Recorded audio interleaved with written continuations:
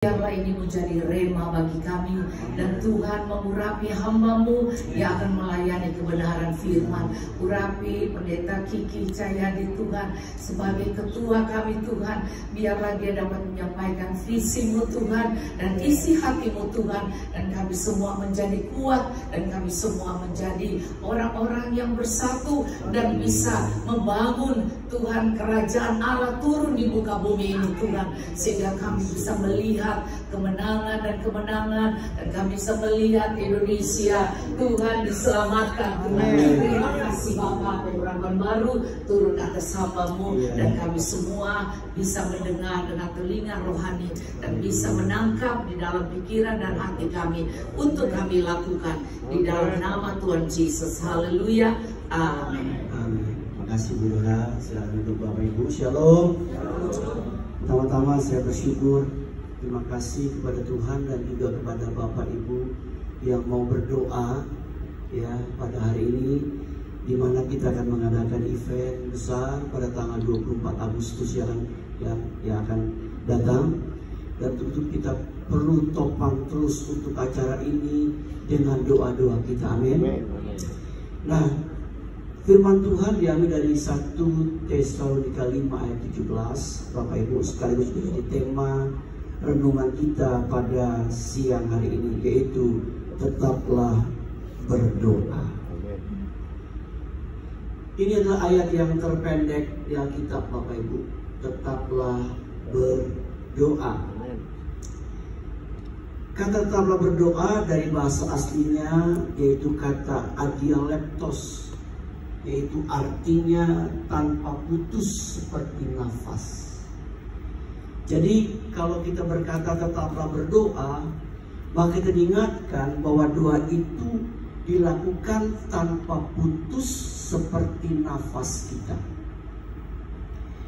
Nah, terkait dengan tema ini ada beberapa hal yang kita akan renungkan.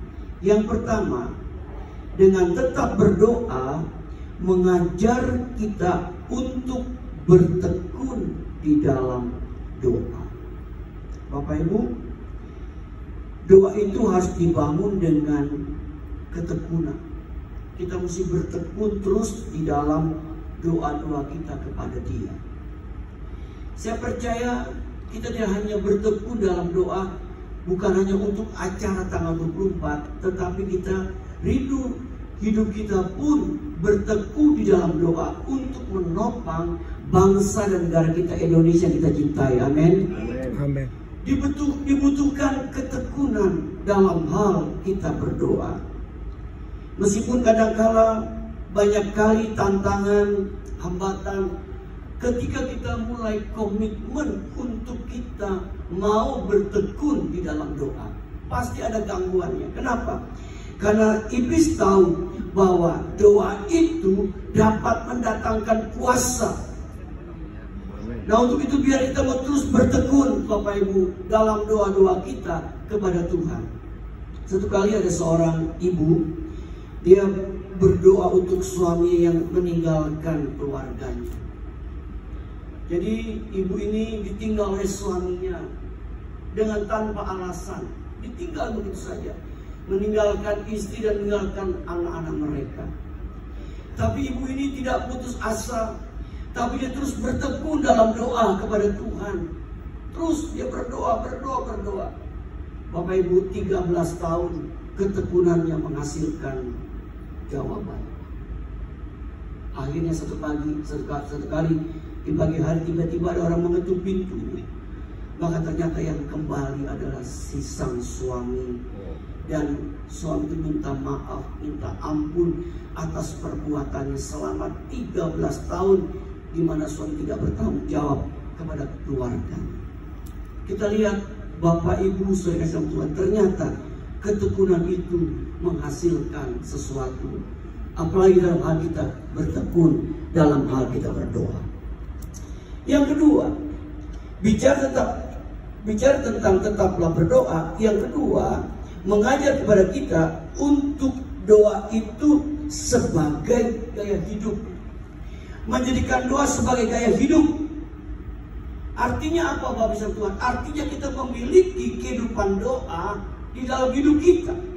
Alkitab memberikan contoh yang sangat konkret, sangat jelas, di mana Tuhan Yesus memiliki kehidupan doa setiap hari. Bapak Ibu, Alkitab memberikan hal yang sangat jelas bagaimana Tuhan Yesus memberikan keteladanan dalam hal berdoa. Alkitab mengatakan pagi-pagi benar, waktu hari masih gelap, Yesus pergi ke tempat yang sunyi. Ngapain? Dia berdoa di sana seorang diri. Ketika dia selesai melakukan aktivitasnya dalam rangka dia melakukan pekerjaan Bapa di surga, dia tutup dengan doa seorang diri. Kita lihat betapa luar biasanya Tuhan Yesus memberikan keteladanan dalam hal berdoa. Untuk itu, ibu bapak saudara Tuhan, doa itu bukannya sekedar kita suka berdoa, tapi doa itu kita rindu menjadi gaya hidup orang Kristen dalam hal kita berdoa. Jadi gaya hidup. Ada tipe orang Kristen dalam hal berdoa, Bapak. Yang pertama, orang Kristen yang tidak bisa berdoa. Kasihan jadi orang Kristen nggak bisa berdoa. Apa buktinya? Kalau disuruh berdoa, dia bilang, oh jangan suruh saya. Kemudian dia ngancam, kalau disuruh saya, minggu depan saya akan datang ibadah. Itu tandanya apa, Bapak Ibu? Tandanya dia nggak bisa berdoa. Yang kedua, dia hanya bisa berdoa. Bisa berdoa. Satu kali saya diundang pelayanan Bapak Ibu di satu pemakaman, ada seorang hamba Tuhan disuruh berdoa. Dia berdoa seperti baca puisi, Bapak. Dia berkata begini, Bapa di surga, di hadapan batu-batu nisan, dan disaksikan pohon-pohon di sebelah kiri dan kanan. Kemudian kami menikmati teriknya sinar matahari pada siang hari ini. Gak apa-apa berdoa begitu, Bapak Ibu. Gak salah. Dia bisa berdoa. Dia bisa berdoa dengan berpuisi. Tetapi yang ketiga, Bapak Ibu, yaitu kita memiliki kehidupan doa. Apa artinya? Artinya doa itu jadi gaya hidup kita. Kita memiliki kehidupan doa seperti yang dibangun oleh Tuhan Yesus Kristus. Bapak Ibu, kita boleh berdoa, kita boleh suka berdoa, tapi jangan hanya sampai sekedar suka berdoa, tapi kita rindu doa itu jadi gaya hidup orang Kristen. Kita memiliki kehidupan dalam hal kita berdoa kepada Bapa di surga. Setiap hari berapa lama waktu yang kita berikan untuk Tuhan? Kita duduk diam di bawah kaki Tuhan. Saya sering membedakan antara orang yang melayani pekerjaan Tuhan dengan orang yang melayani Tuhan. Orang yang melayani pekerjaan Tuhan, hari ini saya sedang melayani pekerjaan Tuhan, Bapak. Main musik, bimbing pujian, kita lagi melayani pekerjaan Tuhan. Tetapi orang yang melayani itu adalah orang yang banyak duduk diam di bawah kaki Tuhan, yang menikmati Tuhan, menikmati hadiratnya. Untuk itu biarlah hari ini kita diingatkan dengan tetap berdoa. Kita rindu doa itu menjadi gaya hidup kita setiap hari. Amin. Yang ketiga, dengan tetap berdoa, Bapak Ibu, kita percaya bahwa doa itu dapat mendatangkan kuasa. Ketika kita berdoa, ada satu tangan yang tidak kelihatan, yaitu tangan Tuhan, tangan Allah kita, yang dapat melakukan banyak perkara di dalam hidup kita. Doa itu mendatangkan kuasa. Dalam survei, sebuah survei di Amerika, 48% dari orang Amerika berdoa dan baca kitab ketika sedang stres. 96% menemukan bahwa hal itu sangat efektif. Kemudian saudara batu berkata, Reverend Charles Stanley, ingatlah jarak terdekat antara sebuah masalah dengan pemecahannya adalah jarak lutut Anda dengan lantai. Ada yang mengatakan Allah kita sejauh doa. Hamba Tuhan pendiri GBI bernama Bapak Pendeta Dr. Sedo mengatakan doa itu jalan pembebasan dari segala kekhawatiran dan kecemasan kita. Kenapa? Karena doa itu mendatangkan kuasa di dalam hidup kita. Amin. Bapak Ibu, saya mau sharing sedikit. gereja yang saya layani Bapak Ibu. Satu kali kami dapat berkat untuk beli ruko Bapak Ibu. 2 buah ruko untuk dijadikan sekretariat gereja. Di dalam keadaan murni, belum diapa-apakan. Lalu kami mengucap syukur. Kita mau berdoa. Dan sekaligus berdoa untuk kota Jakarta. Kenapa? Karena kita tahu setiap 5 tahun sekali saat itu Jakarta dilanda banjir. Pasti 5 tahun Jakarta dilanda banjir. Saya kalau nggak salah itu tahun 2007 Bapak. Kita lagi berdoa, lagi nyanyi Bapak. Tiba-tiba datang sekelompok warga. Memang salahnya kita nggak izin sama RT waktu itu. Karena kita pikir kita hanya mau berdoa, mengucap syukur. Kita nyanyi, kadang nggak ada kedap suara Bapak, kedengaran. Datanglah 20-25 orang datang ke ruko. Kami disuruh stop untuk tidak boleh berdoa. Dan bahkan dikatakan maaf, di tempat ini tidak boleh ada gereja. Lalu orang yang kita tempatkan tinggal di ruko itu Bapak Ibu, kemudian dibawa ke satu tempat, diminta tanda tangan di atas metre, disaksikan RT, RW, tokoh masyarakat, tokoh agama, tanda tangan di atas metre, menyatakan bahwa tempat ini tidak boleh ada ibadah. Bapak Ibu, secara letterlocks Bapak Ibu, kita dinyatakan tidak boleh beribadah. Tapi surat itu Bapak Ibu, kalau ada doa kita angkat di hadapan Tuhan. Kita bilang, Tuhan, bagi manusia itu mustahil, tapi bagi Tuhan tidak ada perkara yang mustahil. Kita bawa dalam doa kita setiap saat Bapak Ibu. Kita minta tim doa terus berdoa. Kemudian kita melakukan doa keliling. Di samping doa keliling, kita juga melakukan bagian kita. Kita bikin Bapak Ibu acara-acara yang tergerak dalam sosial masyarakat. Kita bikin baksos, ya, sempat dicurigai obatnya ini expired atau tidak. Kalau diperiksa di ruangan tertutup, di ruang terbuka, sampai detail Bapak Ibu. Tapi kita lakukan bagian kita, berdoa dan bekerja. Kita lakukan Bapak Ibu. Dari tahun ke tahun kita bikin basar murah, kita buka puasa bersama.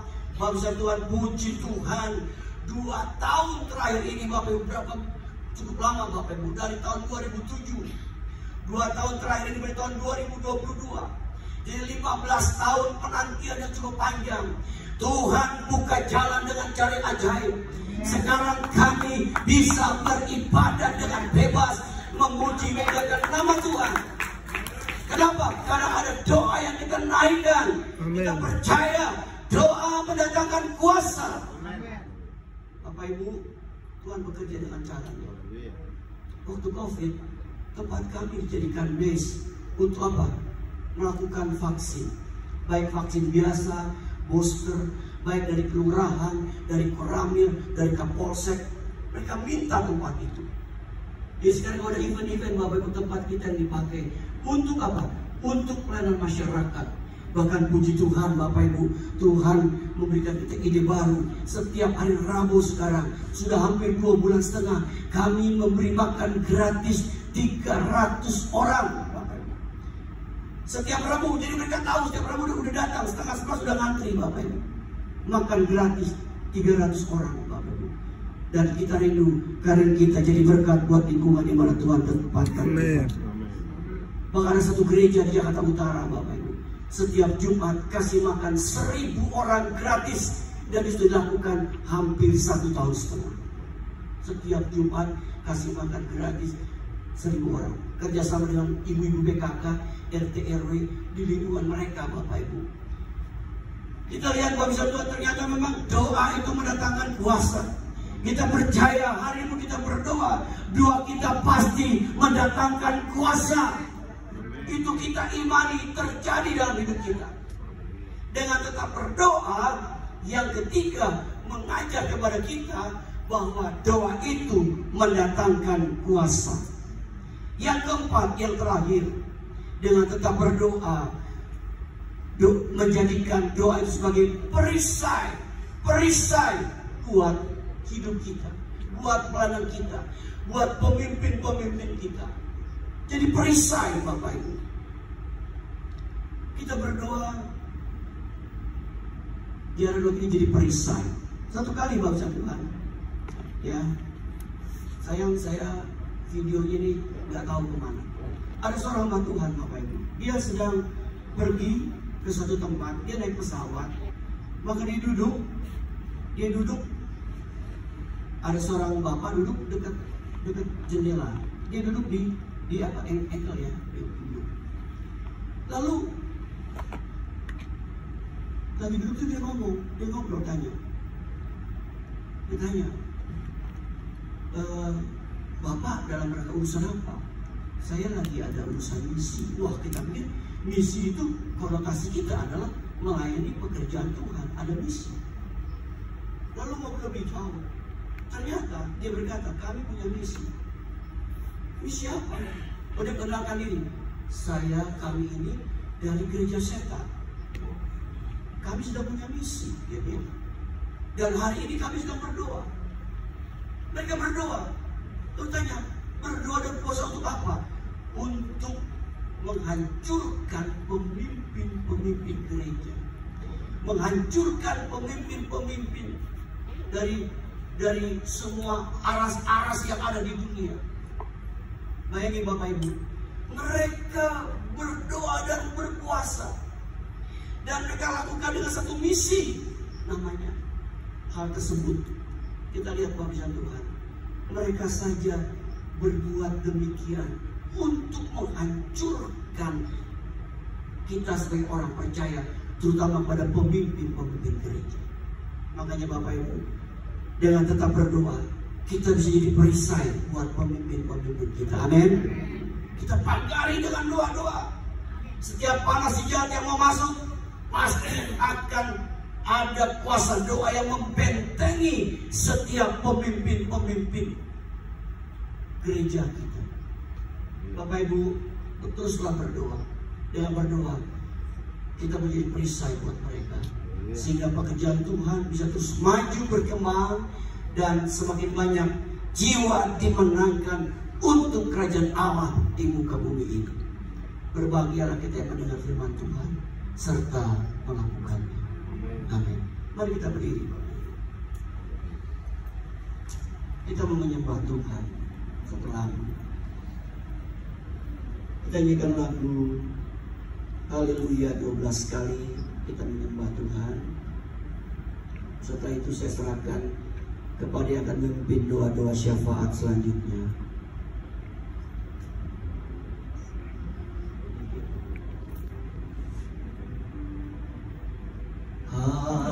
Haleluya, haleluya, haleluya, haleluya, haleluya, haleluya.